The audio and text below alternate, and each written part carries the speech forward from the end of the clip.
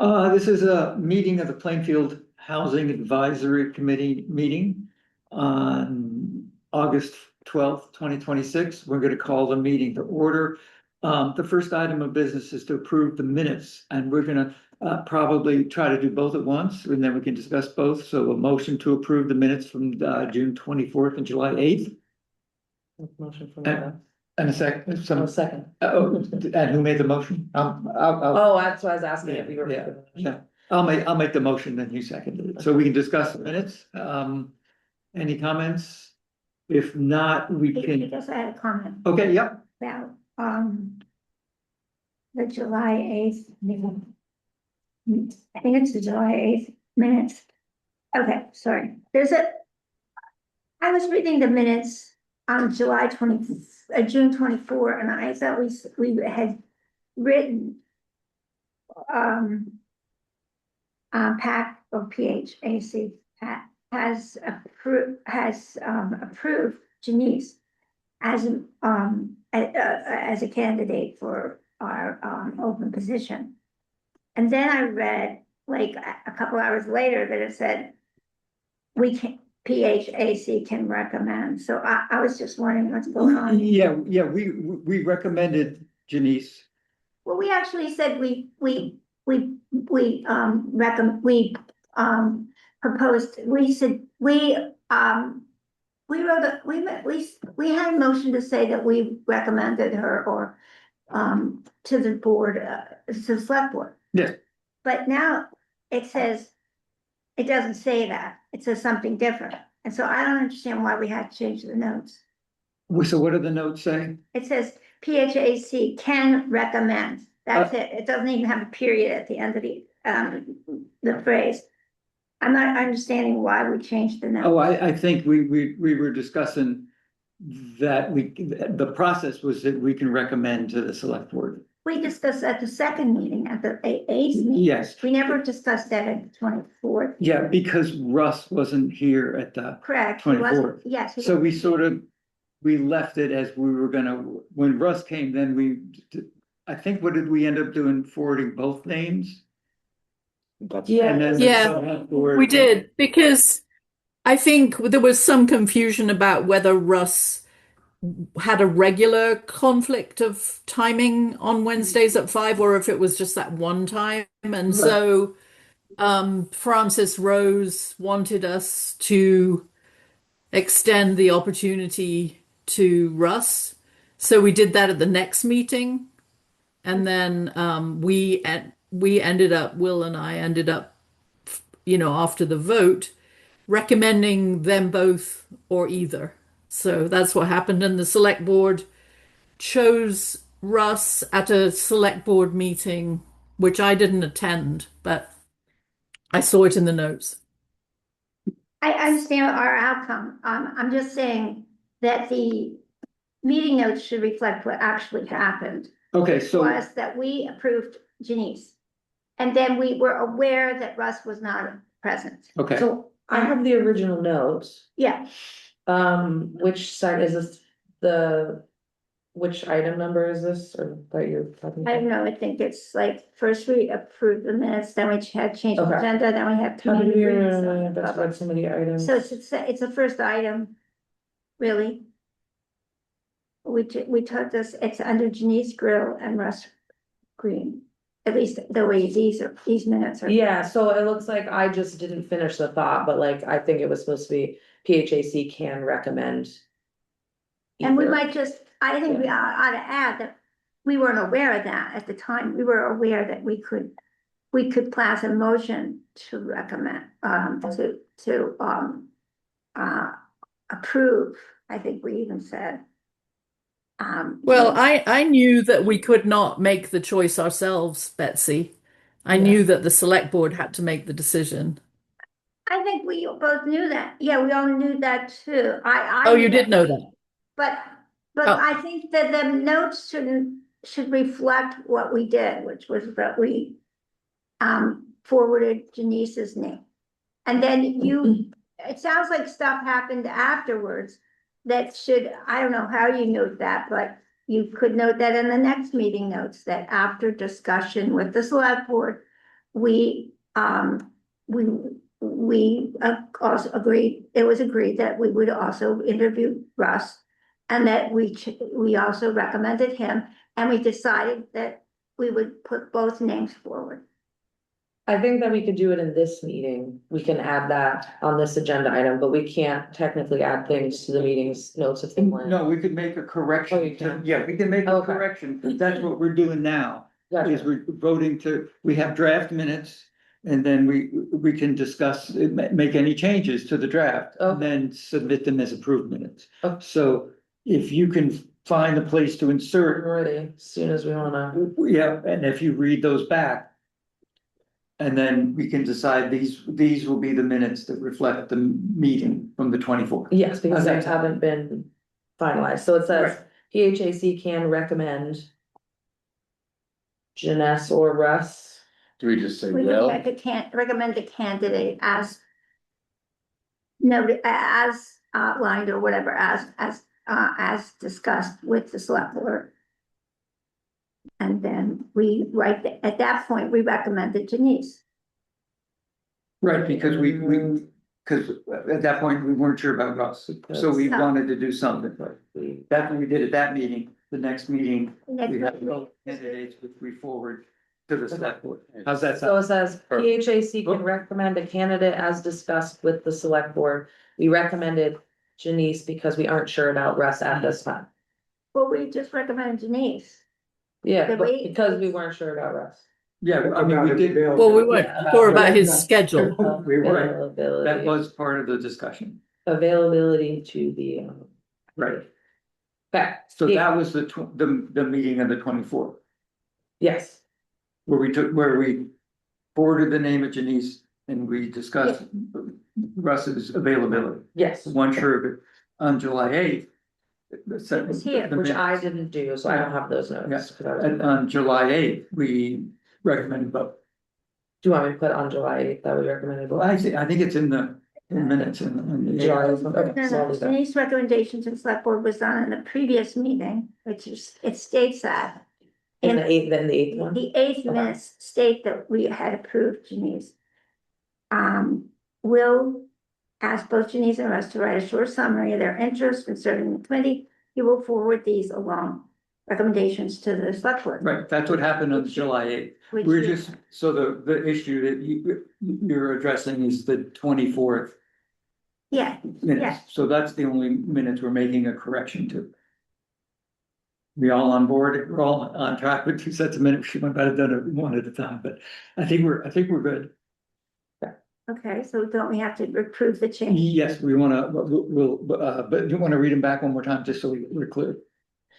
So it was changed from PHAC can recommend to PHAC can recommend a candidate as discussed with the select board. We recommended Janice because we aren't sure about Russ's availability to be on the committee. Full stop. Sound good? Mhm. All good? Okay. All those in favor of approving both sets of minutes? I, Boom, thank you. I have to get it accurate. Thank you.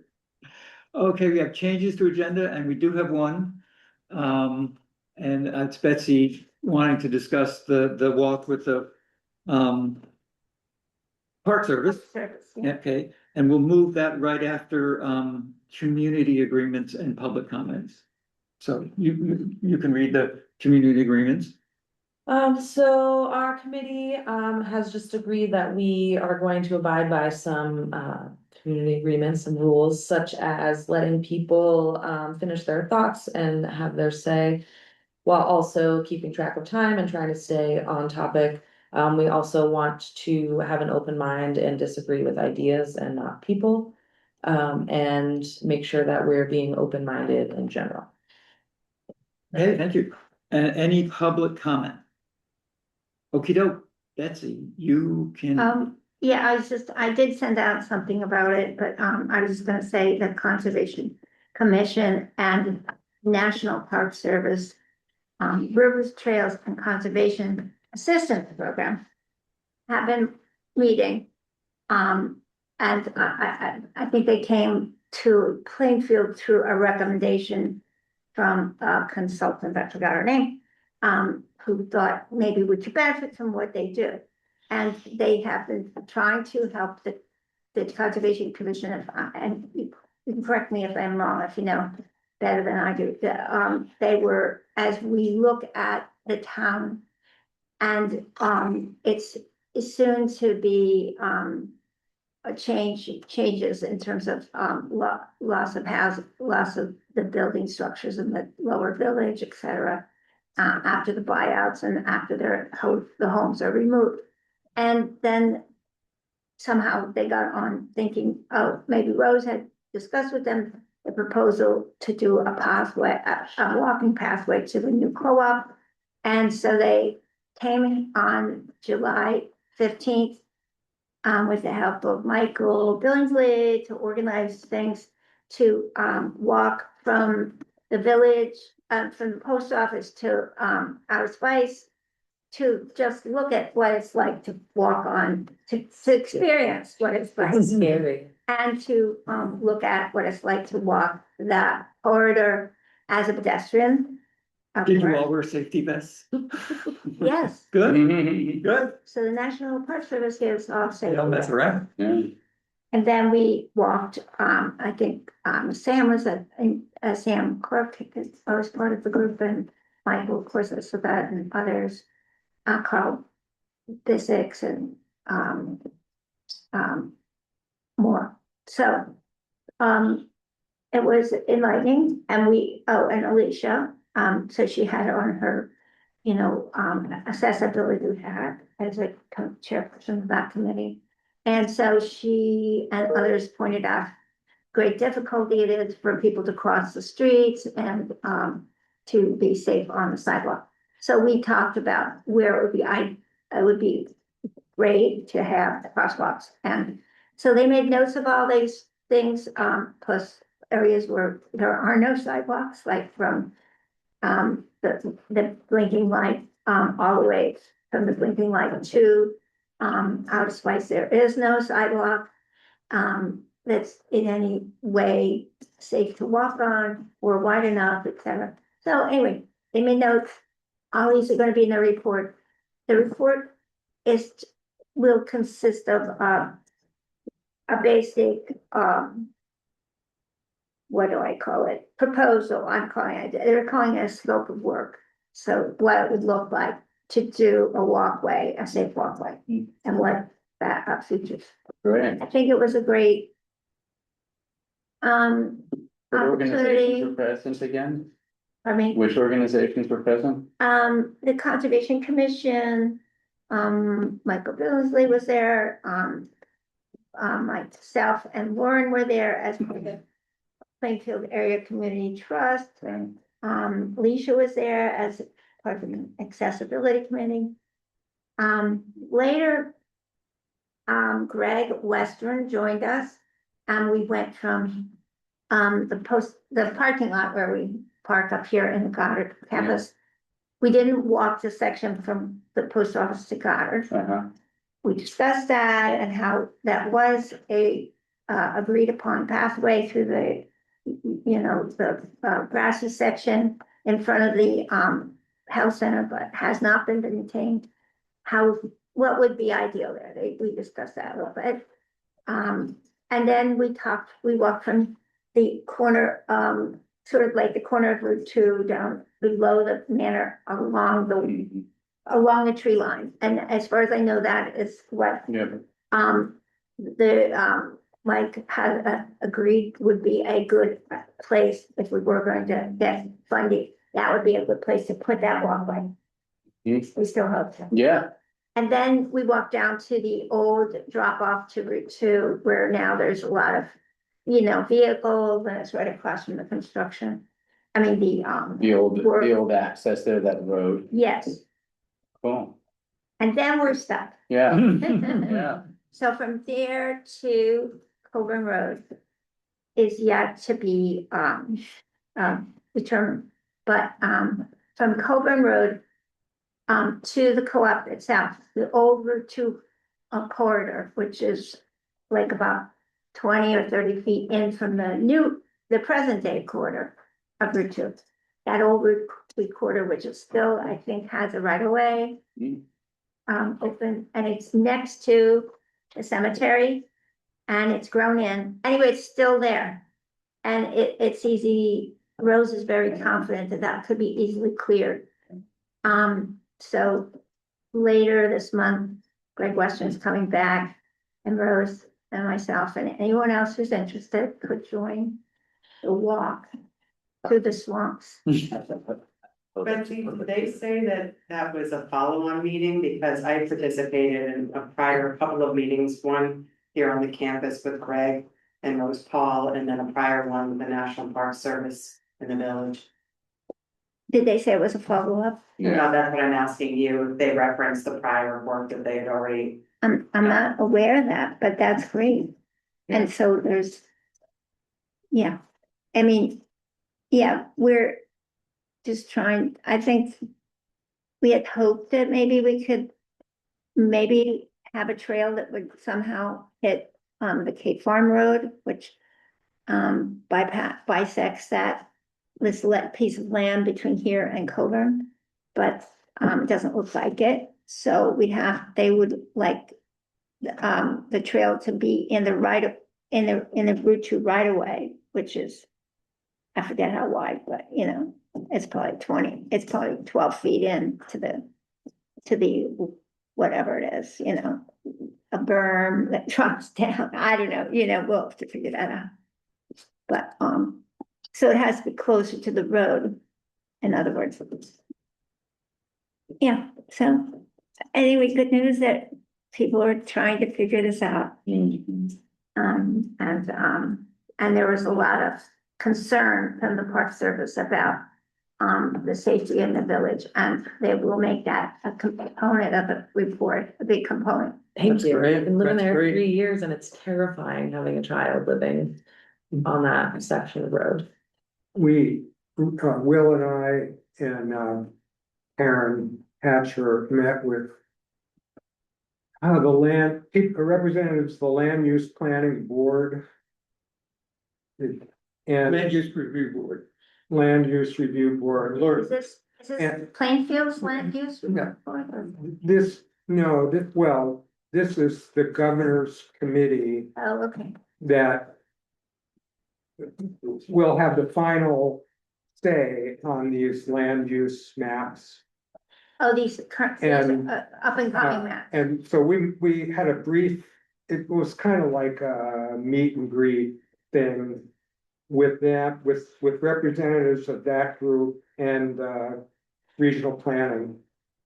And we brought up this the potential corridor, as well as the idea of Plainfield as part of a regional hub that might, where the Cross from Montreal might be, be a part of, and that the creative campus could have housing for, that there could be a whole commercial is not the right word, but outdoor activity hub that would bring people to the campus to stay, and that And getting the the- village. getting the corridor done would be a big part of that. Anyway, we talked it up with those folks. Not that they're gonna do anything or give out money, but they could potentially be helpful in terms of how the property is zoned and that kind of thing. They were on the surface supportive, but On Yeah. the surface. Yeah. Maybe we're not a priority. We had Better Connections folks here and VEDA. Remember, what's the Faith Dahl, was that her name? As part of the meetings that Christie was referencing, and we did submit an application for a grant back then, but it was kind of in a long line of potential other grants that had come ahead, and we were encouraged to do that again, to try that again. Which is next month. It's next month, Oh, so we could do that. Maybe this group participates in that. so is this the same one as the original grant that Rose had put in?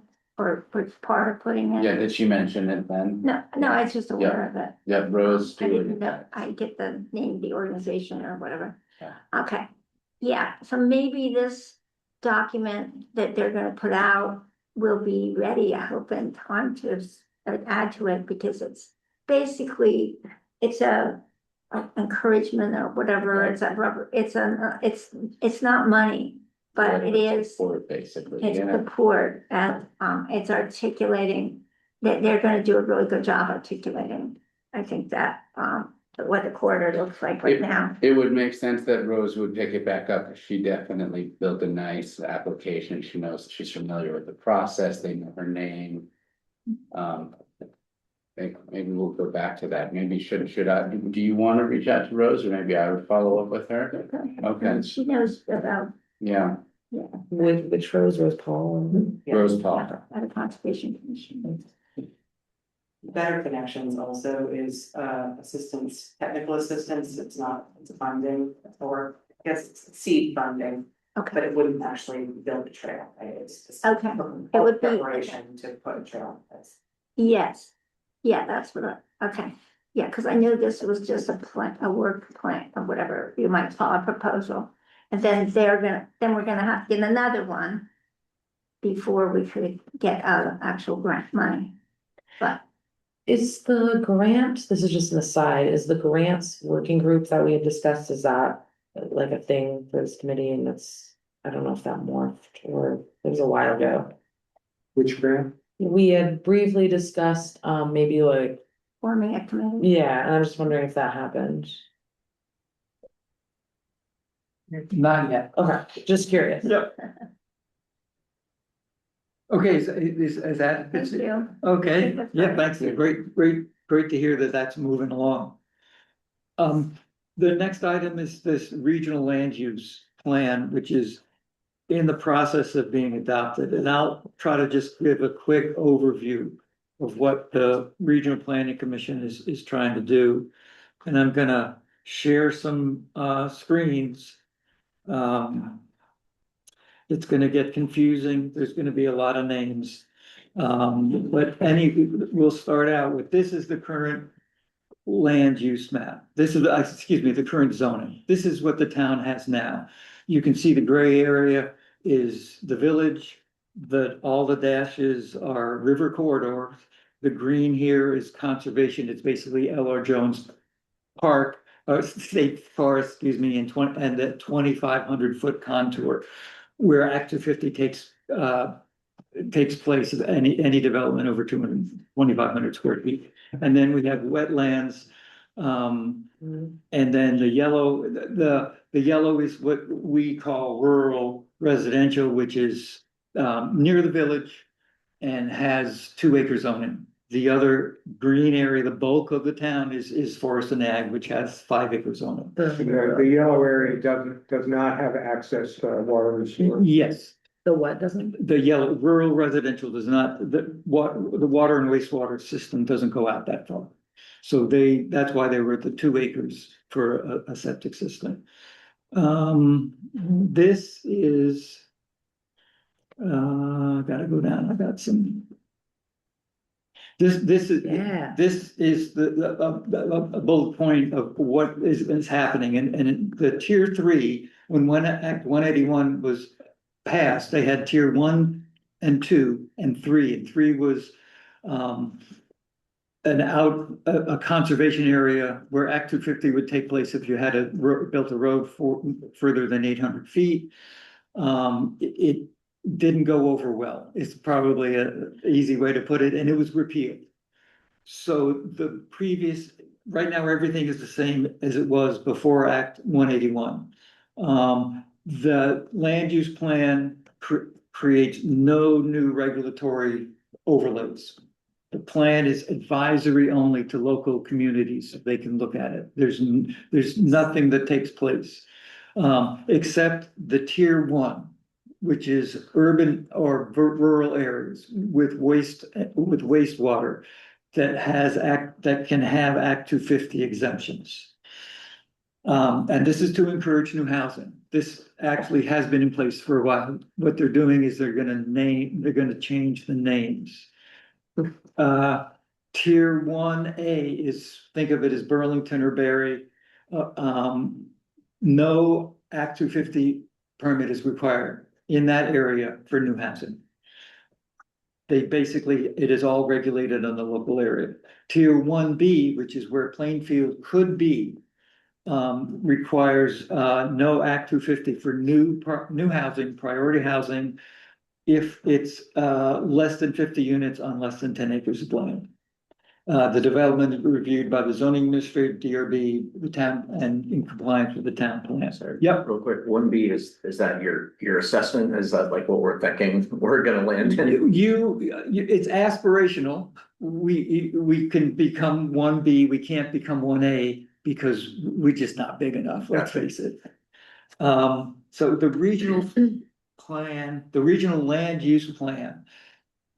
The Regional Planning Commission has had a land use plan for 50 years.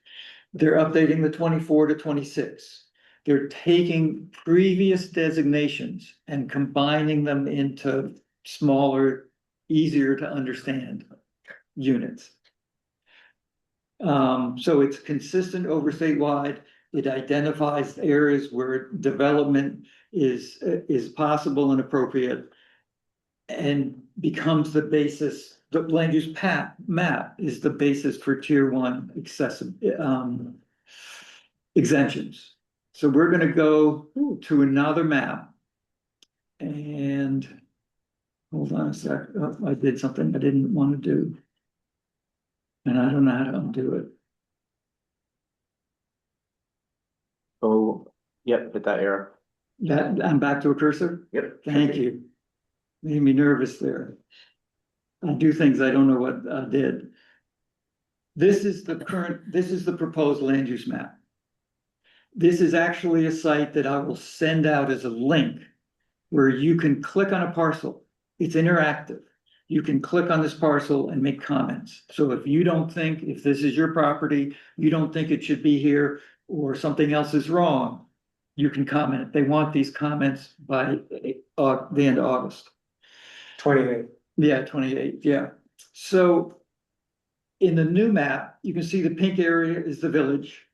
The dark magenta is what we call what we proposed as a neighborhood development area. I'll go through the details on that in a minute.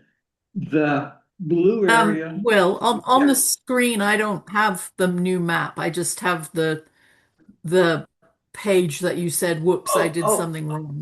Okay, then I gotta start sharing again. Thank you, because I can. It's okay. Yeah. There we go. Share. What was the dark pink again? The magenta? Magenta was the neighborhood development, previous neighborhood development. You got it now? Yes, thanks. Okay, thank you. So the blue area,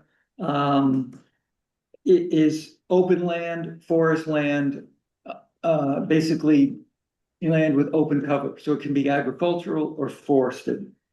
The green is a combination of river corridors, state lands, wetlands, areas with permanent that's the Berry Country Club, permanent easements. Or these could have permanent easements, deeded easements, or land in current use. The yellow lands are lands that don't qualify for either of those. They're not big enough for current use. They don't have permanent easements. And they're not in what would be called the forest cover or field agricultural cover. The reality is the green is not available for housing. The blue, if the town wants to keep agriculture and open land, is not the best for housing. The yellow is really the places where additional housing outside the village could take place with less impact for conservation. You'll see areas here and here where there's a high concentration of these these, I forget what it's called, but it's rural, simple. you have, there is a possibility for creating what's called a hamlet in that area. This is way down the road when the housing Okay, committee wants to say, not the Shakespeare Hamlet, but No, yeah. the small I little, know. this is a good place to put more housing in a compact area versus spreading it out over bigger areas. The planning commission had never taken that on because it's a big ask. If you notice, like, almost all of the brown ones are relatively similar size. Hmm. They're mostly the result of the 10-acre, they're almost all 10-acre lots that were part of, the Act 250 exemption. And, yeah, when I looked at them, they're almost all. Yeah, they're all 8 to 10 10 acre lots. Yeah, And, yeah, that's. few that are different, Yeah. and that have one house on. Right, so because this is not a regulatory document, this is a planning document that says, this is what you got. This is what's out there. That's all it's saying. And it's up to the town to say, well, the green area, we really can't mess with. Unless somebody wants to go out of current use and pay the penalty on some of these parcels. But the smaller, the 10-acre parcels spread out, do we want to concentrate them? Once again, it's down the road. What is looming in the near future is this is a close-up of the village. And it's rural general is that yellow, that what we were talking about. So I'm gonna scoot again to another map, and you'll have to give me a minute. And I'm gonna have to share this screen too. Every time I go to this, I have to share the new screen. I'm learning. Share, okay. This is what the neighborhood development area is. Neighborhood development we have two areas in the village. The dark magenta boundary is what's called the village center boundary. The village center, it's this dotted magenta. It is a distinction that says this is a growth center. It has a combination of commercial and residential uses. It's next to each other. It's very compact. It's where you put sidewalks easily, and the village center boundary extends to a 1/4 acre at the moment. So if you wanted to do something in this boundary, you can extend by a 1/4 acre. The dotted black and white line here is easily accessible sewage access. 200 feet. 200 feet from the existing sewer lines that were mapped with the GIS. We're gonna go through, this is the rural residential around here. This is the public facilities. This is all part of that neighborhood development area application that we needed to show. This interesting is slope greater than 25%. It'd be nice to put slope on another map that we can see. Once again, that's a limiting factor where you can put housing. Sorry, going, but where's the slope? The slope is a dark, Yeah, it's a just, steep. Oh, there, thank you. Steep slopes, the sort of gray brownish areas, steep, hold that, can you hold that for a second? sure, steeper than 25%. Once again, we're just getting technical information that says you're not gonna build a lot of houses there because we're not, those build on slopes steeper than, you can go up to 15%, but 25% is just, you're not gonna have general development there. So that's another interesting piece to the puzzle. And then you'll see this yellow line. When we originally did the Goddard, we didn't include all of the Goddard campus because we were limited by the 200 feet of the sewer line. In other words, this area here was the only stuff that they would allow. But we said Goddard should have access for the NDA, for the whole campus, for the whole property.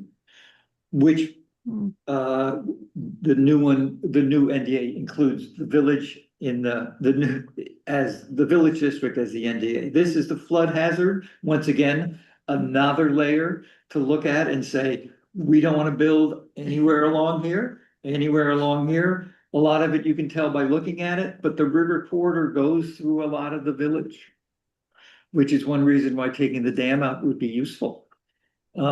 So these mapping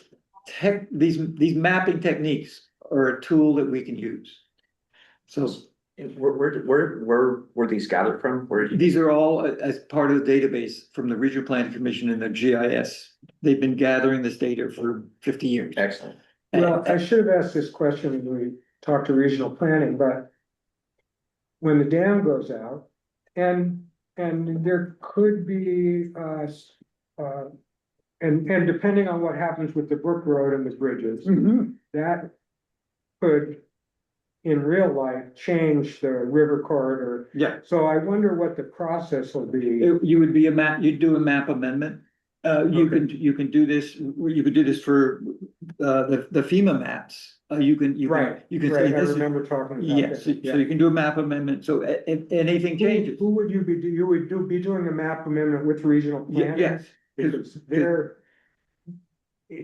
even though the future land use board has to approve it, it's really regional planning that's preparing the. yes, they're the technical expertise, and they, you would probably have river porter expert, Yeah. people there, and they'd say this and this, and it would all start to make sense. You said the future, what board? The land use review board approves the the state land use map. And this, and original future land use, oh, so regional future, not future, I thought you meant it hadn't been made yet, and I was like, No, it's been made, but it needs to be approved. okay. So I'm going back to Just a question, where did this regional land use board arrive from? they were the environmental court, Are as I they, understand it. They were the Act 250 environmental. Yes, But they've changed their name and they've changed some of their. and it's appointed by the governor. Yeah, so the, And, oh, sorry. from different regions. Yeah. Each. so, I have a question, sorry.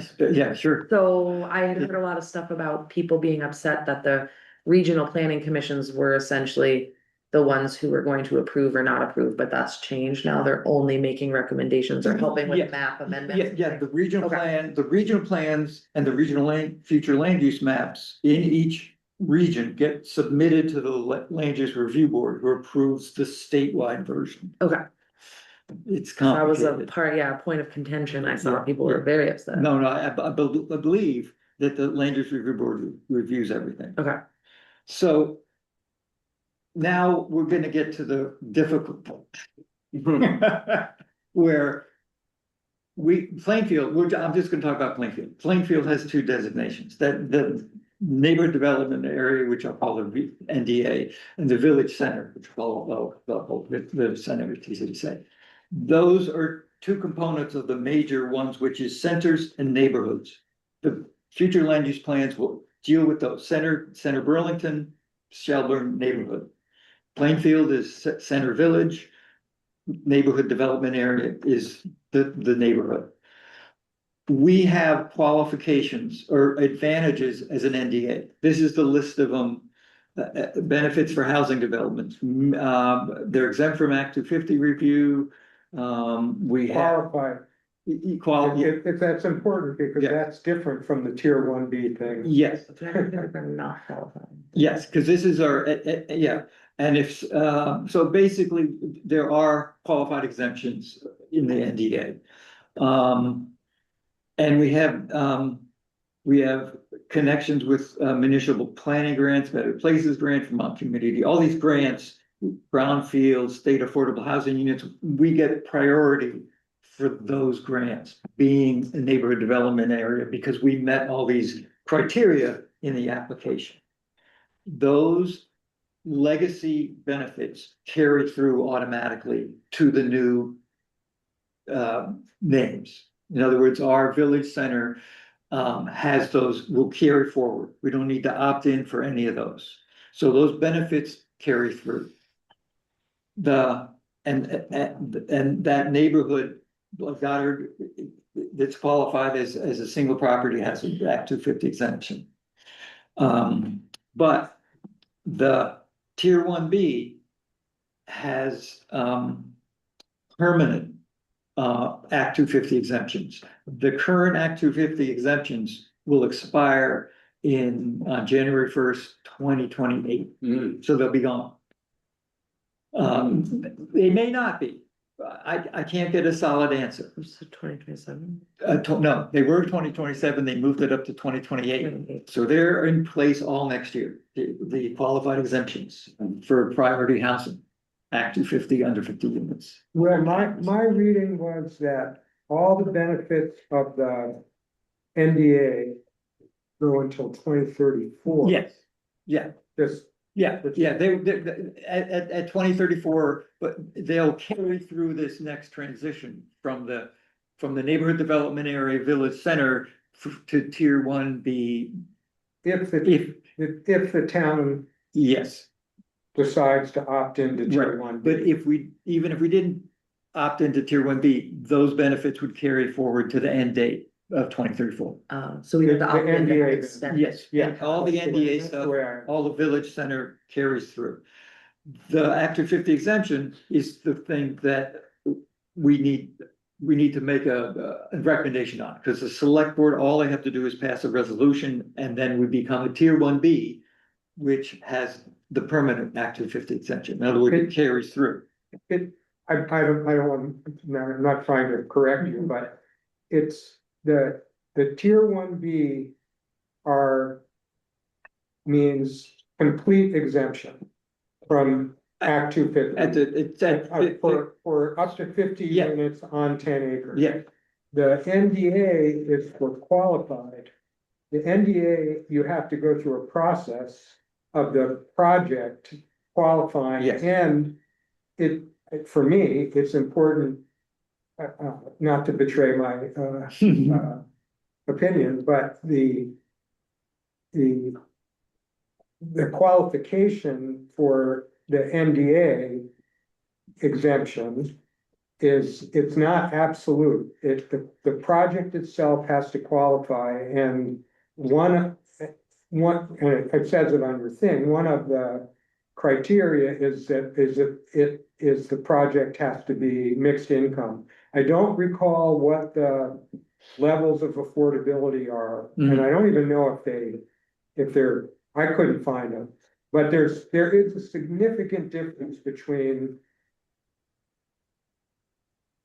the tier 1B rules Yes. and the NDA rules when it comes to what's exempt. right, and I've talked to a couple of people at the Regional Planning Commission. They can't say for sure how that transition needs to take place. But they want people to become tier 1B because it's simple.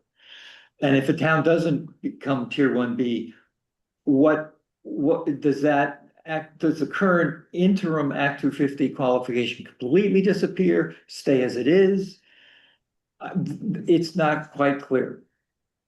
But the select board has the option, and the Regional Planning Commission wanted to have this done by August 28th, but that's just insane.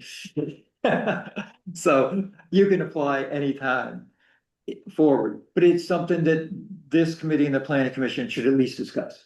Do we want to become a tier 1B? But honestly, there isn't enough information to say what that distinction is between the current NDA exemption. Does it really disappear? I tried to Yes. parse it. You can't. And it You was can't. impossible, but I parsed it enough to say there is a difference. There is a It difference. is potentially significant.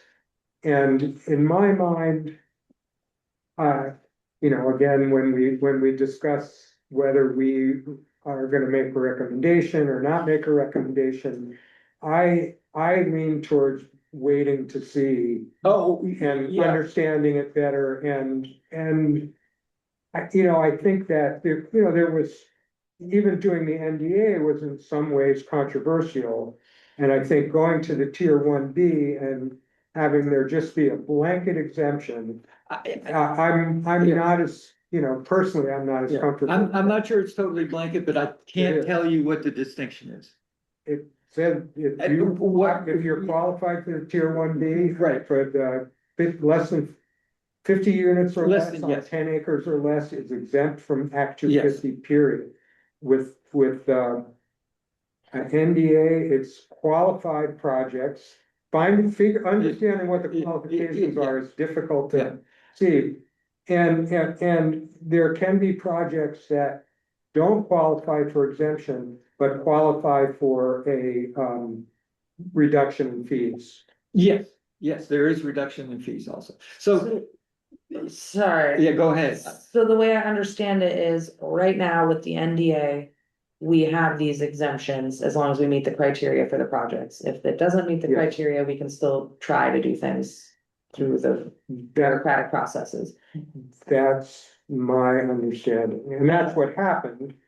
At least with, I don't know if the East Hill project is gonna have to go through that again, but the project that was proposed in the first grant, they had a finding Qualified jurisdictional. that it, yeah, and that it was found to be qualified for an Act 250 Right. exemption. Right, So, but they had to go through a process. So with the tier 1B, you just, there's no more process to. That's my understanding. yeah, If it's yeah. 50 units or less. on Yes, if 10 it acres. meets, Yeah. yeah. So we need more information to know what we're really getting and what we really have and what we would lose if it is truly the interim. Because for all we know, they'll just say, the interim, we're gonna keep if not enough people sign up for the NDA, they'll probably say, we'll just keep the interim going and we'll be where we are right now. Right, but Which would be it's fine. guaranteed through 2034, as I read them. Not the interim Act 250. That expires January 1st, 2028. I can show you the. Yeah, I guess I didn't. Yeah, oh, it's hard to find. It's hard to find.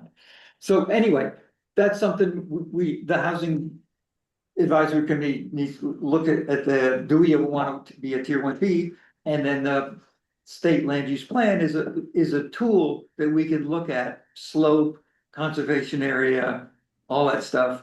We've been concentrating in the village is, that's the place to put it. It's got the water and sewer, all that stuff, but there's a whole other town out there that we need to think about in the future. And I think Liz had her hand up. Yeah, Yeah, I'm trying to understand. So if we as a town said yes to becoming tier 1B, would that mean that the town would sort of lose local control of the planning and zoning processes? no, the only thing that tier 1B gives is the Act 250 exemption from priority housing. And if you didn't do an Act 250 review, it would be controlled by this town's zoning ordinances. The DRB for permitting, the town's permitting system would be the regulatory body that deals with the development. So basically it just bypasses the state stuff. Yes, But it doesn't necessarily. that would take bypass the precedence? Entirety, yeah, because if The there's review wetlands, process. if Yeah. there's other potential Yeah. things. right, that's part of the town's regulatories that has to meet state, standards. Liz, you had something else? Well, I guess I don't really understand if there's a conflict between what LURB is saying and what the town's plan says, like which one is then going to take precedence. The town, the municipality always takes precedence. Okay. The tier 1A and B just provide an Act 250 exemption if the town chooses to take that designation. And it makes the other designations fall into two categories: centers and neighborhoods. And the legacy programs for those neighborhoods continue through. Janice. Hi. Oh, Hi. I guess, hi. First of all, I guess you all already know that I'm a little bit skeptical of the idea that it's 100% benefit to remove the Act 250. However, The other thing I wanted to say is the NDA already does more than that. It also limits the amount of input that neighbors and other, residents can have, or right to repeal, I guess is what it is on certain aspects. And so the question kind of is raised when you say the town has final say, who is the town? What is the town? I mean, does that mean the select board? It would obviously would mean, or the DRB, or but what we are doing is we're taking away the rights of individuals in the community to raise important questions that get taken seriously because there's bite in it. Certainly there are always times when, select boards or DRBs or zoning people are in favor of things that might not be ultimately in the best interest of the community. And if we no longer have a chance for the community to meaningfully raise concerns, I think it's a problem. But I mean, the other point is, I mean, we used to give exemptions to developers because they're giving us something back. And that speaks to kind of what David was saying, that, if we're getting affordable housing or this or that or the other, or a wildlife corridor or something that we're able to bargain with a developer for in order to get something for the community more than just the housing, which I know we want. But if you're just giving everything away, I don't know. I wonder. Thanks. Well, the 250 exemption is only for for priority housing. So it doesn't include any other project. If you wanted to open up a mine in the center of Plainfield, it would come That under was my active. dream. Yeah, it would definitely come under active. Well, And the subdivision regulations do provide input for public feedback. That's at the local level. So there are still those mechanisms.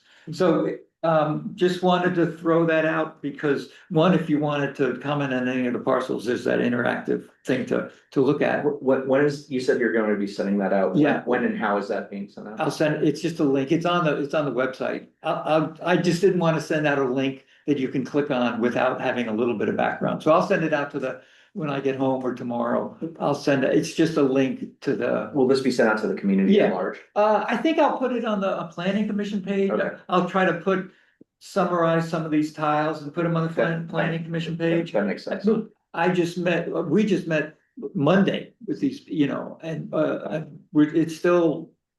Yeah, Yeah. that's why, I forget that you're on that. Planning, Yeah. yeah. I just wanted to do a time check. It's 5:55 and we've only gone through. Yeah, two- I know, two they were items. big ones, Yeah. they were big ones. I just have one more thing to add to Will's, that the whole plan, are you gonna put the link to the whole the Plainfield document? The one that we got from regional planning. Yeah, I could, yeah, It's called Plainfield Tier 1. yes, I got that. And it also has many different things. It has growth targets and growth statistics and numbers of unit statistics or recommended numbers of units, which are all recommendations. They're not Restricted. right. They don't have to be Mandates. done, but they carry some weight. And I think people have to decide for themselves whether they think this, myself, I'm not happy with the way they decided to look at growth, and they used growth statistic. They applied to Plainfield growth statistics taken from the state as a whole, so including Chittenden County. And the people from regional planning are super nice, and I like them, and they've helped us with a lot of things, but the way they went about looking at these growth targets and numbers of housing units, it's doesn't make sense to me as it relates to Plainfield. It's important to know that Plainfield is a half a town in terms and so we're already more densely populated than, say, Marshfield or Calais. And but that's, things like that aren't taken into account at all. And the difference between Plainfield as a town and South Berlin. I think that was an issue across, other people in small towns have been saying the same thing, so. So I kind of don't want to overload people. Yeah, It's, no, it's dense, it's confusing. Who wants to be a tier 1B? You know, I mean, why couldn't they call it something? But, you know, anyway, let's, it's out there. I'll put a little more links. I'll send you the links. You can dig in. I mean, I've got to go as the Regional Planning, Central Regional Planning Commission, and you can dig a hole that you might not want to come out of. No, I like that. And David, those growth targets were the same that were shown to, I'm not sure if you were at the last meeting, but we had someone, a guest speaker. Yeah.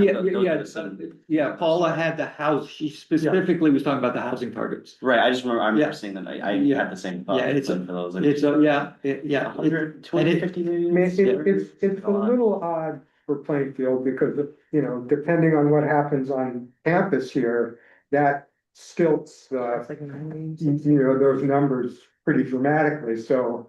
You know, if the campus 3 happens, you know, well, then we've met some of those. We've done. potentially met the We've target. also filled up a lot of the But wastewater. but, you know, it's different considering, it's a, Yeah. yeah. I mean, I just think it's important for people to understand that there's no actual weight to those targets. They're just targets but if the way that arguments can start is if people start taking them as gospel, because the way they derive them doesn't make, to me, the way my mind works, doesn't make any sense. Yeah, they're all recommendations. Can you, did they briefly describe how they derived those figures? Growth in the state divided by population. So they base it on that we have 1,200 people Yes. living here. So Yeah. in theory, we should be able to grow whatever, Yes. 8% or But- whatever. By Based on 2050. historic growth, and there's a range, and then there's different. Time periods, so there's a time period for up to 2020. 2030. No, 2030 and then 2050. Yeah. And then the growth rates that they use for each one of the time periods is different. And they have taken various things into account, like the pandemic, and that all shows in the statistics, but they haven't differentiated between any areas of the state. Mm. So it's just a Which standard. just doesn't work for me. And I thought we were growing. I thought people were coming in, but we were losing them as fast. as they were Well, coming yeah, in, yeah. or being Yeah. born or whatever. Anyway, let's put that aside and move on to the. Can I just ask another question? One more question, see. Sorry. Yeah, no worries. So here's my question. So LURB, I guess, is an advisory body, and regional planning is an advisory body. Like, who do they both report to, and what is the hierarchy of LURB versus regional planning? LURB is in charge, they report to the governor. The regional And planning regional is, planning reports to LURB? they provide information. They're the data gatherers and they provide the technical information. And they also reach out to towns and ask for their feedback. They ask for public feedback on the maps. You can write them and they gather that information. But the Land Use Review Board makes the decisions and they're appointed by the governor and the governor directs them. So they're the boss. Okay. Okay. It is confusing. Thanks. Alerts and RURBs. Alerts. Oh, Yeah, that's so funny. yeah. Anyway, housing inventory spreadsheet. We discussed, do we want to put it on the webpage? Do we want to, it's public information. Do we want to, how do we want to deal with that? And David's sort of the keeper of the spreadsheet, so we wanted to wait for him to be here. I think it's a good idea. I mean, I have a list of a bunch of things I think should go on the website. I'm not, you know, when I say website, I'm kind of thinking the housing section of the Yes. town website. Yes. As far as the inventory goes, you know, I just kind of did it. So I'm open to suggestions. I've added quite a few things, as of a couple of weeks ago. Trying to actually find my Is copy that of it something you right have, now. Will? Because I don't have it to put up. I don't know if you So- can share his iPad. Yeah, I updated it on 6/29, and, you know, it's basically a spreadsheet that's broken down by a list of buyout properties and what their status is.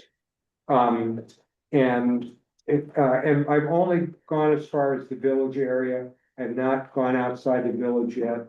Then I have a list of distressed, vacant, or derelict properties. Is that separate from the other statuses? Yes, I've separated out the buyout properties from the derelict properties that are not part of the buyout program. Some of it is subjective. You know, I decided You made the which properties to determination. put on there. In terms of the buyout stuff, I used a lot of information that came from the emergency management map. I have a list of town-owned properties. Separated out. I put values for a lot of these properties too, as I could, from coming from the grand list. I then had a list of properties for sale in the village, which right now is not up to date. And then there's a few other things that I'm calling other properties, like the lot where the house burned down near the School Street. Maple School Street. Fields. And then I started another section called owner occupied properties in need of help, which again, a little bit subjective to some extent. Things that people mentioned. But I think it could be expanded on a lot, and one of the hopes was maybe people would respond to the postcard or outreach people and say, boy, I wish I could get some help. And then I also have a section that is properties added or in development. Since I started to make the list, so that would include the Plainfield Inn project, and some other properties that have been or are in the process of being renovated at the moment. And other projects, and there is actually one project outside the village. So that's what it is. I'm happy to continue managing it. And I'm also happy if people make suggestions for things they think should be added, subtracted, or changes in the format. So that's a living document. That is not. I hope so. That is not redlined right now. That is, you're working on it. Absolutely, I view it in that way, that it would pretty much always be, because there would be, you know, places for sale that come off. There's gonna be buyout properties that are no longer exist. You know, what its usefulness is, the reason I started it was because I get pretty, focused on being able to discuss things in a concrete way. So like in discussing the buyouts, I get frustrated with language people use, and so I'd rather have something that says, well, here's the status of this property. It's applied for the buyout, but people are living in it, and they may or may not take the buyout, and it may or may not be threatened anymore after work gets done, and et cetera, et cetera. I'm wondering if it would be too difficult, but could we add like places for rent? Because we could be a resource for somebody, right, as we're kind of like doing outreach and stuff. Sure. Like I wouldn't be How to able, get that information. right, yeah, I mean, maybe just as we hear of them, Yeah. we could Yeah, add them. you know, it's easy, you know, I don't wanna have to work on it every day, Yeah. but you know, it's easy to add things and take things off and. Yeah, like we don't have to go out of our way to do it. One thing, Word of mouth if we feed you the information, if we Yeah. hear And, you know, I tried to make it clear that, you know, at the top, that it is somewhat subjective and that the information is coming from different places. you know, if landlords hear about it, they put their, if they wanna put it out there, who knows? Right. My question, I mean, it won't, I'm not, my sense is if we put it on the website, it wouldn't be as a spreadsheet, it would be as a PDF, Right. because that could get crazy. yeah, And they no, would you, tell us, hey, can you yeah, add this? we post it as a PDF.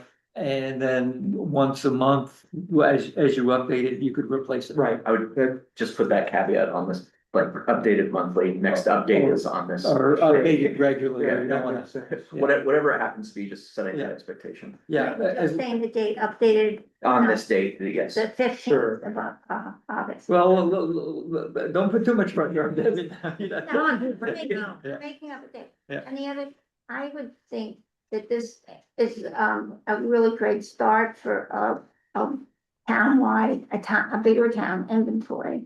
That I would like to see us do or have some help doing. I thought regional planning might help us just in terms of the number of housing units, the number of rental units. And again, it won't be necessarily absolutely accurate, but it should be close. I don't know, just so that the number of rental units that have, you know, changed over or become available in the last year. Mhm. Or things, that kind of information, I think would help our image. And also would be really concrete, and I think a committee could be working on that, as you already made the ground, you know, sort of the beginnings of it. And you include, we were first focused on all the derelict properties or properties of concern in the village, and how many buyouts we're gonna have. But anyway, if we had a bigger picture to add to that, I think that would be beneficial. Yeah, and I was like, we're doing outreach and stuff because we just onboarded Russ to the working group and everything. That can be what we ask. You know, like as maybe not super, we'll find that information out. Like, yeah, I've got an apartment in the back and I'm trying to rent it out. Like, sure, share that information around, you know, things Yeah, like I that. mean, like the section that's, about, works in progress. Yeah, I think. You know, for example, there's all the stuff on campus. You know, there's, Graham's Yes. property, which is, he's gonna have units to rent. I guess he hopes soon, but Yeah. there's the High Street, September. Himmelhock House. Yeah. Which is gonna have units to rent. This is outside the village, but there'll be Frank Mitchell's, tiny house park. and there'll be the future hotel, And East Hill, Playfield Inn, if it has, you know, if it progresses, Well, and East Hill. and there's more. I'll give an update too when we talk about the mailing, but we've gotten a couple emails from people who saw the mailing and they're like, hey, I have land, could we do something with it? Oh, really? So we could start inventorying that too. Yeah, That's the two emails I got, were Oh. people saying, hey, I've got like 10 acres, I could put a couple, or I just cleared something off this space and I could put a couple ADUs, how do I do that? Oh, Cool. well, Cool. there's definitely resources. Yeah, that- And Yeah, That's a response to And your there's- outreach. to the, one of them specifically said the mailing, I mean. the postcard. The other one, I just said he heard about, whatever, I don't know. Cool. So- there's also the program through, yeah, I mean, we can talk about it, the program through, VHA. No, I'm not thinking of VHIP, I'm thinking of the one that, but, I have to look back at my notes, but, it's basically, they will, what they would like to do is take donations of land and they'll put a house on it. Hmm. But they'll also buy land from people. And it's a housing for the The HFA, I don't, anyway, it's, Quite an option. it's Ian Moss's brother who's running the program. Oh, really? And they're interested in doing something in Plainfield, even though Plainfield is not actually in the area that's designated. It sounded like there would be a possibility of, anyway, it would be perfect it as something to refer people like that to, and the ADU stuff, and the, all of it. Is that Tyler Moss? Hmm? Tyler Moss? Maybe. I have to look back at my emails to get it. That's great. This could lead us right into discuss the webpage. And we'll come back to the mailing, because we're on the webpage. I think we'll put that, the spreadsheet is a locked document PDF. And David, you had some other stuff. I think we should just put some stuff on the page and take a look at it and keep adding to it. And refer people to it. Yeah, I'm not sure, I have to look at it again, but I was trying to think about it as easier to look at format, just, I'm not remembering how it does look, but I was kind of thinking it said like, yeah, whatever address, and then it said this across the page. You're talking about the spreadsheet. Yeah. Yeah. And if the information is going to be on the website or for people to look at, I think it should be in a easier format. Like, just not like, you have to look here, then you have to look over here. Well, sometimes when you actually, maybe when you convert it, sometimes the PDF ruins it, sometimes it makes it better, but you can just make the cells the right size. A little better. Something to Yeah. make it a little user friendly. Yeah. I don't think looking at Hire a town crier. Well, yeah, and having lines on it makes a big difference. yeah, You- yeah. you so look the- across the line, so- format is Yeah. not, I would call it like, oh, that's really quick. I can figure this out. What I'm looking at, the information, people don't have want to put that much time in. No, I get, yeah. So I don't. I think the information has to be really, put to. Anybody good at that stuff? Well, there's also too, we have the bones of like a separate website Mhm. that could be maybe more easily organized if it was a link, like here are more resources. So Mhm. that is also an option. Yeah, yeah. Is this something we could ask regional planning to help us do? Well, the other thing, if we had our own website, we wouldn't have to go through Bob every time we posted it, we Yeah. manage it. It would just be. a But link. somebody would have to yeah, you could link to the more information. And we could manage it. I'm saying we, not me. Are there plans to have a specific, separate from the town housing committee? We could, Yeah, that's what we're talking about. So Hazel made one when we started our outreach thing, but as we were going, we realized that was kind of like a down the road project once we organized the information. What is it hosted on? Google. This is a free Google site. Okay, So we could just give Bob the link, and then every time we update something on our website, we wouldn't have to ask. it Bob just to links put it that, on. it just links Yeah. that to the town. We website. just publish it. yeah, Yeah. but we could have basic information on the town. Yeah. website. But like, hey, go here to see the whole inventory on this webpage. Yeah, and that way we'd have more control over the dynamics of I it. mean. I'll have to look at it, I'm happy to manage that, like, if we do that in the future. Yes, that was definitely on something that we thought would be good, just so we can, better organize the information. I still have to funnel you all the old documents and Yeah, stuff that yeah, got yeah. sent out. But yeah, we can work on getting that going. Yeah. Yeah, Do we have, is there any? Do we have any funding for that to any degree? You can say no, I just wanna know. but- yeah, the easiest answer, yeah. I mean, I'm sure we could probably get some, but since the town has a website, they have a webmaster, all we have to do is use it. It Gotcha, would be up on us, and we could do it as big or as small as we want. It could be, doesn't have to be like a super duper thing. And it's really simple too. I don't know if you've ever done a Google website. I'm not I've tech done literate.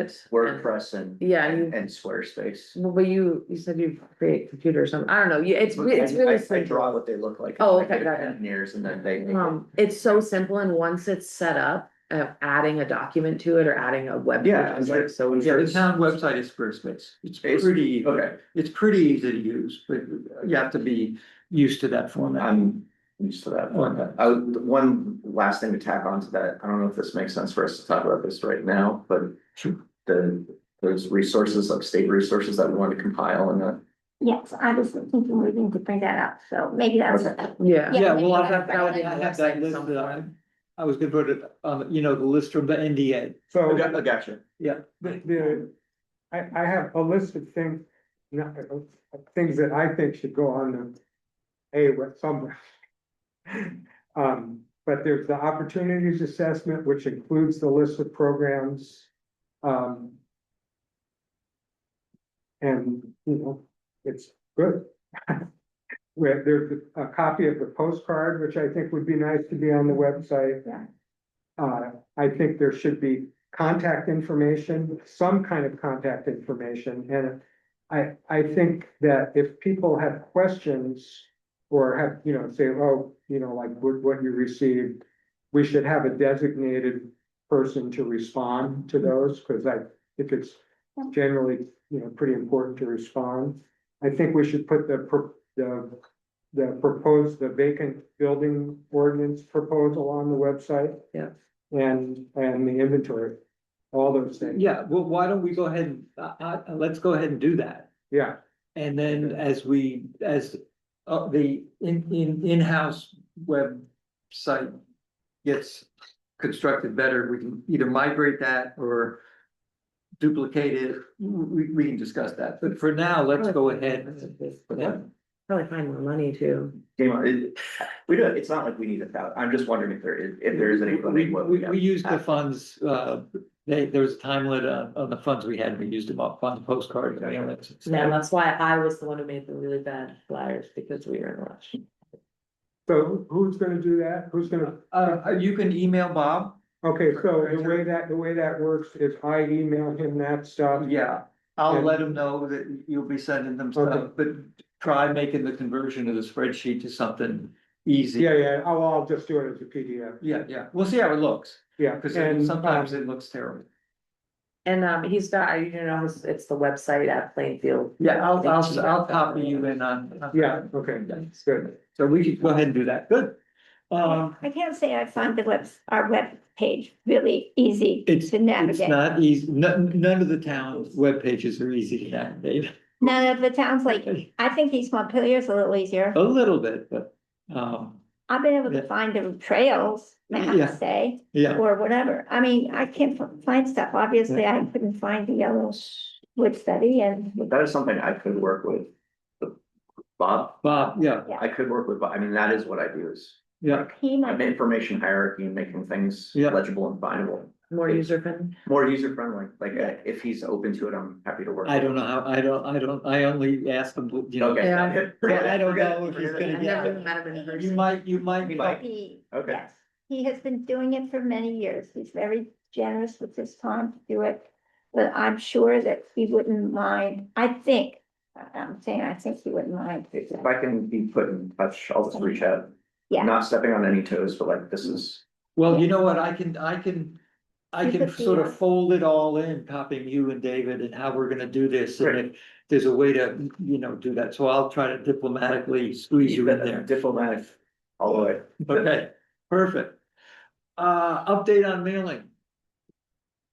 We got some responses. Yeah, I know, I heard. Let me open up the email. I'm trying to get in the habit of regularly checking it. Thank you. I didn't get anything else besides those ones. Um. so I thought the postcard layout was really well. Oh, I didn't think of somebody just emailed about a physical newsletter. Anyway, so somebody named Odin, Opsolgi reached out, because says he has friends who have land in Plainfield, are interested in helping the community by offering housing to people in need. They have a home and some other structures on the property. Do you have more information, details on what the town can offer? So I replied and was like, hey, thanks for reaching out to me. We're in the process of kind of gathering all these like people and networking and stuff. So we'll definitely put you on the list and keep you in the loop. And he said, thank you. And then he said something about a physical newsletter, mailing it to him. Cause he's back in Cape Cod, so I'm gonna reply and say we're gonna do a digital newsletter. Yeah, Um, you did? no, I'm going to, because I just saw he emailed me yesterday, or the day before, and then, You could say hope to, yeah. plan to. And then this was the one from the postcard, somebody named Jackie Ritke Jones, oh, maybe this wasn't the one. She was asking about meetings, maybe that's not the right one. Yeah, I think that was it, so.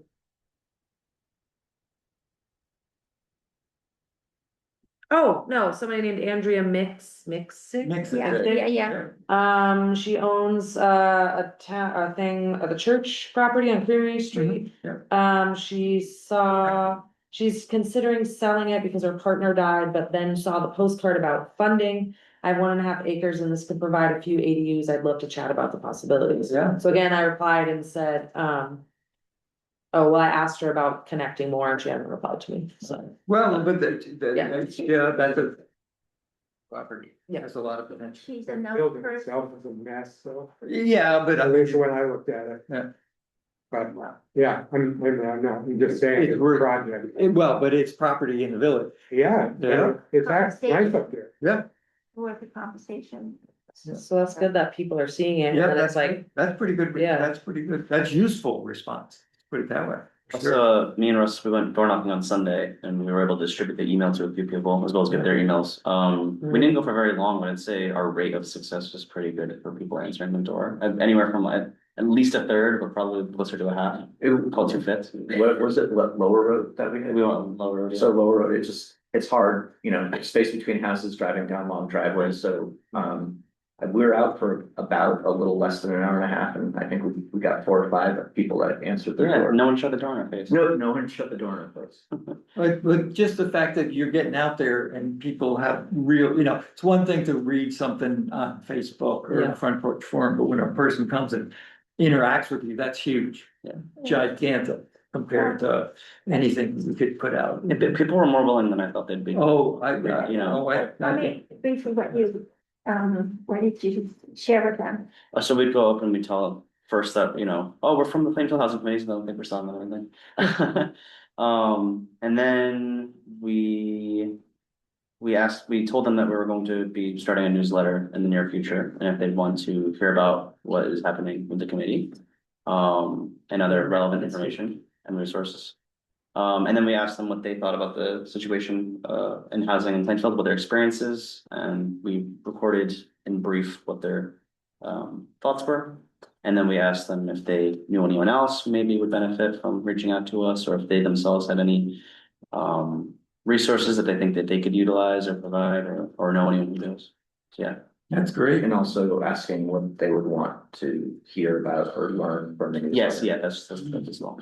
we have a spreadsheet that we're gonna be updating, so we have all this info. That's really, really useful. We start we didn't go to, we didn't start in the town, right? You guys. No, so it's just Lower Road. So those, Very, very probably none of the houses got the postcard, but we knew that had already gone out to them, so we wanted to. Or, I mean, the postcard hasn't been delivered yet. Well, I thought the postcard was only for a certain, was it to everybody in Plainfield? Yeah. Oh, Oh, yeah. okay, Oh, I yeah. thought it was only to like okay, so never mind. I had thought that at first too, and then, but it turned, It's easier to- I thought we were limited financially, but she said, no, we're sending it to everybody. Yeah, it's not that big a difference. So everybody who has a post office box or a mail drop box, it says Plainfield. Oh, cool, okay. Yeah. That's So awesome. that's some of East Montpelier and. Yes, Marshall, and then that's maybe good. it misses some of the other end, like the Barry end. It maybe. could miss. Who physically created the card, like who laid it out? Center of Mon Region Plan. Okay. We had money to spend from a previous Came project. too late, sorry. Yeah. I'm just wondering. Yeah. Like, where the- No, there was a grant that we basically used them. And since they were already tied in with the organization that the grant was funded, they could talk to each other. It was a pretty seamless transition. It's a conversation for another time, but for other outreach things, I don't know if we want to have consistency with the like branding and graphics used. That's something That certainly we sounds could great. have that discussion. It would take some money to do that, but town meetings coming up, we could write a budget. We could do that, or we could apply for grant. Oh, that's true. There's lots of things, lots of options on that. Good, okay, moving on. I To, was just gonna say, as long as you present at town meeting, yeah, yeah, it sounds like a good idea. yeah. You gonna be in town? No, I won't. But you can do Yeah, I can submit for sure. Um, So dilapidated ordinance. Yeah. I got some feedback from Kaylee Hope. Her comments were basically that the 150-day limit was a little broad, and she thought it should include some kind of qualifier like dangerous or, hazardous. So rather than a house just being empty, there would be the other qualifier, that there would be some, problem with the house versus just one that's empty for 150 days, which her suggestion. I haven't heard back from the health officer or Dan Katie yet. So Betsy and David, we sort of tossed that idea around a little bit. Do we want to add another qualifier? Realizing that it's really only the ability to get this permit that you are doing something. So it's, in some ways, it's kind of like an Airbnb.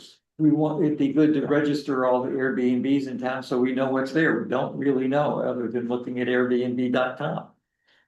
that's a good idea. But her take was just from an enforcement point of view, because it says dilapidated and vacant, and not dilapidated or. Just throwing that out it. there. I went back and looked at the various definitions.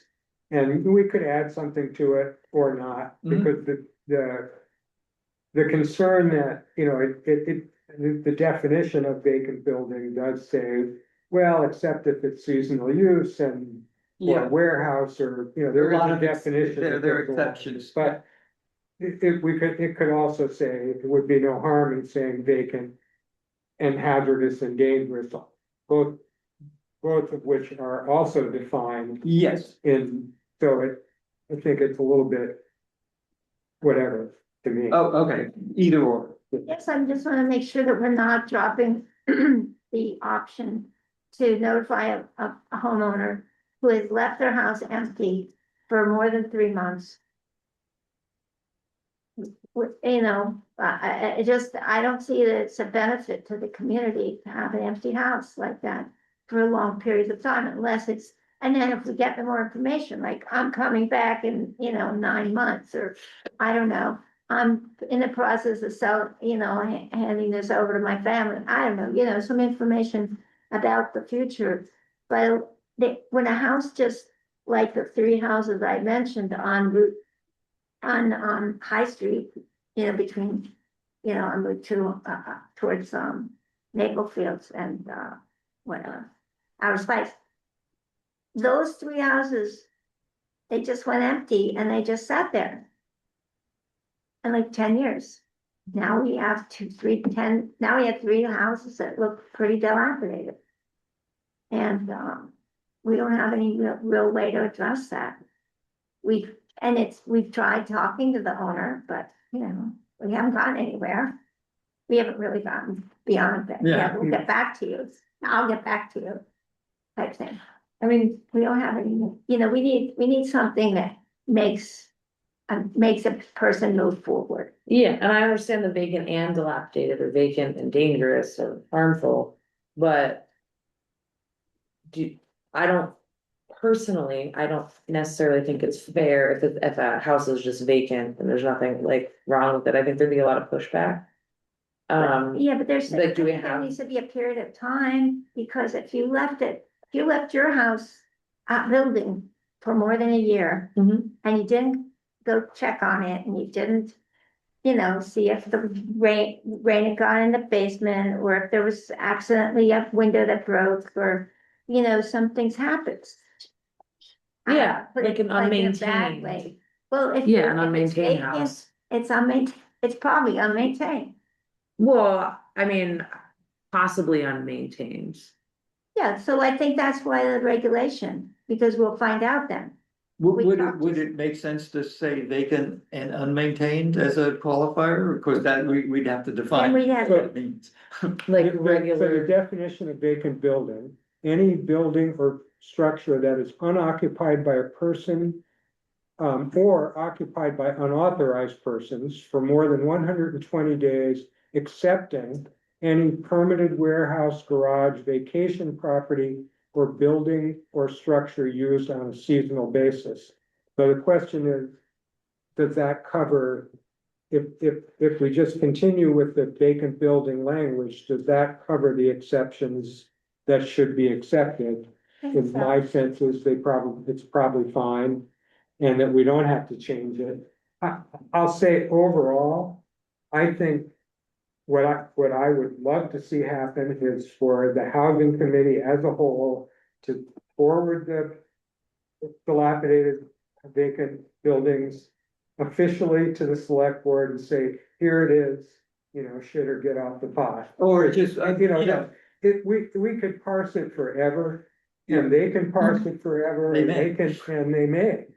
And, I just think, we've kind of done what we can. Yeah, we're outreach for. And, the town. we use the St. J document as a guide. I'm sure they parsed it pretty carefully. We didn't really change anything significant other than names and, a few little things, but nothing much. And, we tried to contact the constable and the health officer and Yeah. zoning administrator and the fire chief. They didn't respond. Maybe if the select board does it, they'll respond. Maybe, so I'm with David on that, we've already voted as a group Yeah. forward it, once we made all the contacts of outreach that was Yeah. reasonable, so there were a couple of little things to clean up, but I'll send it to him. yeah, my only point was that I think. Yeah. And I think if our minutes should reflect that we've done this and Yes. that we're recommending. And that they- I've got a phone call to Kaylee tomorrow or Friday anyway, so I'll just say, we feel that Right. it was just her suggestion, I Yeah, asked I her for mean, it's feedback, she fine, gave feedback. my general inclination is that I just think we can look at all these different things in great depth forever. Yeah, yeah, That you're right. really, if we don't get something on the board pretty soon, it's. Yeah, but we did have to do that reach and it takes a while and I think it's just, we've done our due diligence. I'm good with that. So I wrote, oh, sorry. That's good. I just say, I happen to own a lot of vacant buildings. I can tell you, they're not homes, but they're buildings with doors and windows, and there's stuff happens. Yeah. Squirrels get in there. Yeah. Raccoons sometimes get in there. I don't know how, somehow the windows sometimes get broken. Spiders are everywhere. I mean, it just, they don't just stay still. They like shift a little. No, yeah. And I was just mentioning that focusing just on vacant could be a slippery slope. Yeah, but it's well defined. But I did write minutes reflect that we've already discussed and voted on the this. thing I wanna just say is that the reason a lot of towns, and I think we should be behind this, is that we wanna provide housing. So if there's a house in town that is livable and it's empty, it should have some people in it. Yeah. We're trying to provide more housing. I just think there's a fine line between like what is somebody's What's my property. right? Right, Yeah. and if it's maintained, like I'm envisioning like, hey, my mother died and this house is totally fine, but I live in Barry. Or I moved her to a home or something like that, and I just don't have the time right now. I'm still looking at it every month or whatever, I'm still maintaining it, but it's just empty because I don't know what to do with it yet. A situation like that, I wouldn't wanna alienate anybody. I think. Well, I was gonna say, I wonder if being very fastidious about that one part and making sure that people are following through, but then being lenient about the reasons for why people need to. Yeah, just like update, if it's vacant, like, like it says, we just have this process, so. And the other thing with the vacancy is like, the difference is if someone's going somewhere, maybe they're taking a trip they wanted to take for their life or something, versus if they're renting out a building and it's been remained vacant for months or maybe even years. Could we like tweak it so that people who are renting out buildings, if it's not the primary residence, if it's not out of necessity that they own them, that there maybe is like a stricter consequence. On the cable. I don't think we need to do any of those things because our job is merely to advise. and we've drafted the document and we've presented it to the select board, and we were told to get opinions from Kayla and Dan Caddy and the fire chief, and we've done that where we can. So now I think it's time, they decide what needs to be amended, not us. Yes, and so so that's why I wrote in the minutes that minutes reflect that we've already discussed and voted on this. We are just responding to feedback from the public and the officials involved. That's all we're just discussing. Yep. Okay, Sounds good. the next item is a third co-chair. The select board for some reason wanted us to have a third co-chair. And any volunteer, we've asked for volunteers a couple of times. You can put me back on there. No, well, yeah, we could put you back on. I gotta do new jobs, so I'm not as stressed out Okay, anymore. perfect. So if you wanna put me back, I And we can- felt bad. Oh, Lydia, we would love to have you back. that would be Okay. great. I just cannot commit to posting any agendas. You don't have to do anything. Okay, You just have to have the title co-chair. perfect, put me on the. Okay, great. That's done. Okay, the next Done. meeting is Just just, wrote Can I Lydia. just add one more thing, oh, sure. just for next meeting, maybe? We were talking about resource list for, yeah, as part of how we're gonna help the local homeowners or property owners add, ADUs and other things, or make renovations. And so Graham was going to help us maybe, come up with a list. You can put that. He wanted to have the list like what the NDA gives, so I've got that list. So I don't know where that. But we don't want that, I don't think that the 300 opportunities available is going to work. I think we need 10 opportunities to tell Say people. 300 opportunities? I don't know, there's a list of three pages of Okay. resources. These are opportunities that you might make use of, as far as I'm just summarizing it. I don't know if that's exactly how it says. Well, we could always do like a summary document. I thought Graham was going to say, these are the ones I have used. Yes, Those would be, Right. that would I be think he is. helpful. Yeah, he is. Okay, I'm just saying, I think we should check on how that's going, and maybe he should make a report next time. Sorry, who's Graham? He's not another member. not- He's not- Thank you. He sent an email apologizing for not making Okay. it, that he's up against it, he's renovating the house on Creamery Street that's kind of jacked up. Okay, If you can. Yeah, they're trying to be ready for a September 1st move-in for the basement unit. I was talking to him on Friday, I think it was. I know we want to wrap this up probably, but I don't know if what Graham is working on falls into any of the stuff that the three of us were talking about for resources for like first time home buyers. Yeah, so that's what That's- yeah. Betsy's saying, like what from that list did he utilize? And so having those smaller list of resources that then we could share with people, like, hey, somebody in our town already used these 5 resources, first time home buyer grant, whatever it is. Yeah. Yeah, so that's kind of what he's gonna be doing is. So he's doing that. So we're, Well, he's summarizing the list and we could share that list. okay. That's like elaborating. case study, right? Yeah. I mean, that's an example Oh, of okay. something that's been accomplished. Yeah. He's like saying, this is how. I used it." discourage you Yeah, guys okay. from like making these lists versus sending folks to where the Yeah. lists already live, like Motley Cities and Towns, the Agency of Commerce Community Development. Right, all of those resources are compiled there, and they're roving, right? Like something that doesn't exist today might exist tomorrow, and if you're sort of saying, we're encouraging you to focus on these 5, that may be leaving out a bunch that could be really advantageous. Okay. Yeah. Well, If we get the opportunities assessment document on the website, it has pretty thorough list of all the, the programs, the agencies and the links to them and all of that, so. We have to get you the documents, but this is what Yeah, I it's want on on the the website. website. maybe I'm coming But I like getting from like the, on a case study. So that- the Stone Age or something, but I just wanted to just make sure it was easy for people to just Give me your say, contact I and I'll could send you do a that. bunch of stuff. Maybe it's not enough. No, I think you're right. Intimidating. I think you're right that you've gotta have it, you know, You to can get do all, it. to get all the places, you have to have direction. Yeah, like they, You You do, don't and want to limit the possibilities, but you want to make it easy for a person to say, you know, this is where I want to go. I could start And here. I could, Graham's a good example because he was in the NDA, he used the tax incentives to get his sprinkler system reduced by half. There, I mean, that is perfect. it's really important. That is real. That's $25,000 in his pocket. He would have had all kinds of issues if he couldn't have done that. That's because these programs are available.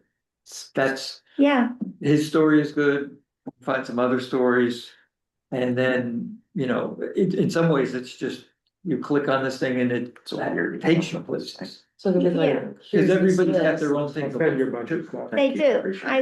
I'm just concerned about those people who aren't maybe ready to click on it. Maybe Right. they're just going to think, oh, okay, I could call this person, I could call this agency. Whatever, you know, they're just, I think it would be great if we So- had a designated person that was responding to the, you know, people like Andrea Mixick. I don't think I wanna do it. I've got enough on my plate, but, and I'll say we're going away pretty soon for almost a month, so I'll be in contact, but,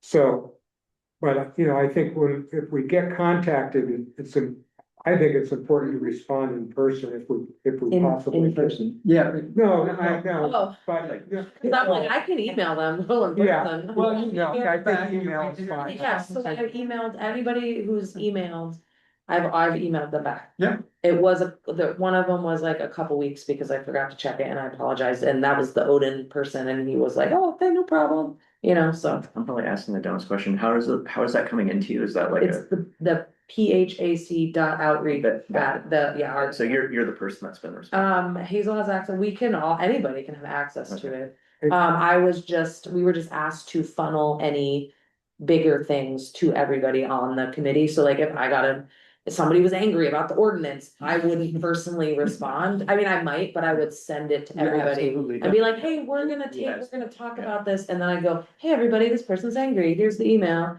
Gotcha. so. I think when you respond to people, the opportunities assessment document, if people take the time to look at it, cause Like it's pretty long. share the. It has, yeah, you could just attach that, cause it has all of the programs Yeah, and links and everything, and I agree with Betsy. You know, people may or may not actually follow up, but at least then we've made that initial outreach and you know, then they get that information and, you know, and then maybe there'll be more contact and at some point we could be more concrete or something like that. Yeah. And something that Russ had volunteered to do was also organize documents on the Google Drive, so he has permission to now. Do I have permission? You should have permission to add and. Go for delete things. Or, no, yes, I'll have to check the email, but Francis Rose said something about you. I saw you send it out. I didn't get a response. Okay, so I think actually now that I remember, she might have not had you on it. But I will look for that, but then, my goal was to take all the resources that have been emailed out before Russ got on the committee and send them to Russ. And then they'll be organized, he'll organize them in the Google Drive. Awesome. So then it'll be easier for us or me or whoever's emailing to be like, oh, here's this resource, boom. Just holler when you know. that I have Yes. access to them. I just got this, I didn't have a computer because I switched jobs for like a couple weeks and I just got this thing, so now I can like send you emails and stuff. So for the next meeting, we have resources. Following up on the town website, see how we get back from that. Anything else? was there another follow-up on our housing ordinance? Are we, Well, I'm gonna send it to the select board. you're sending it to the Send- select board? Yeah, Okay. I said that before. And I think, you know, make it kind of official, Yeah, you know what I mean? I'll copy it. Yes. Yeah. And you, Yeah. on your plate now. and- Yeah. Or whatever, we'd like your feedback, Yeah, or yeah. whatever. No, we'd love your approval and adoption. Yeah, just We want you to whatever adopt it. best We don't want way, it. but You we're, know, so we've done what we can do, Yeah. pretty much. I would really like to add sometime soon, now that we're possibly done with that ordinance, something, either a discussion about affordability and or discussion about rent control. Sure, put it down. Okay. Sure. So, should we, just affordability and then maybe rent control comes out of that? Rent control is an interesting topic that. Why not affordability, a discussion? Yeah, We can yeah. just go from there. Yeah, Okay. okay, great. Is there any more follow-up on, you continue to do outreach in the community? Yeah, I guess we So should have an maybe- outreach Okay. update, it's You're just part gonna of the. continue to try Yeah, that. so, no Thank you emails, very much. whatever, Yes. whatever anybody hears. And I would just like to say, something I noticed from Friday, this is just a little tidbit, we've been at the farmer's market, what, like 4 times now? Yeah, like every other week since we started doing it basically. And there was a vendor who I've talked to 2 or 3 times, and it was the first time this Friday that he actually opened up to me and being like, they had moved out of Plainfield, I think at one point, or renting. And he said something about wanting to buy or be more permanent soon, and it sounded like Plainfield was like where he might end up. So like just pointing out that, yeah, the same people kind of like come to the farmer's market. Yeah. But just because we're there doesn't mean that they're gonna Right. say anything until they're It comfortable. takes, stuff like that. absolutely, yeah, it takes more than one contact. And the next meeting is, The next meeting is, Chris isn't here, but I'll ask him if we can use this room again. 26th. Yeah, otherwise we're in the boardroom. We were, do you think John Broderick can do his Oh, presentation yeah, next he may meeting? he may be able to put John Broderick down as an update. He said he was hoping to wait until he had concrete plans, Yeah. which I think from everything I understand, they're working towards, but they're not quite there yet. Right, he didn't feel comfortable coming to this meeting, he may, it's an open invitation. question mark, Yeah, okay, thanks, everybody, after we have a motion to adjourn, I moved to. adjourn. a second, all those in favor? Seconded. Thanks. Okay, Bye. thanks, everybody, good night. Good Good night. Anything Yeah. less?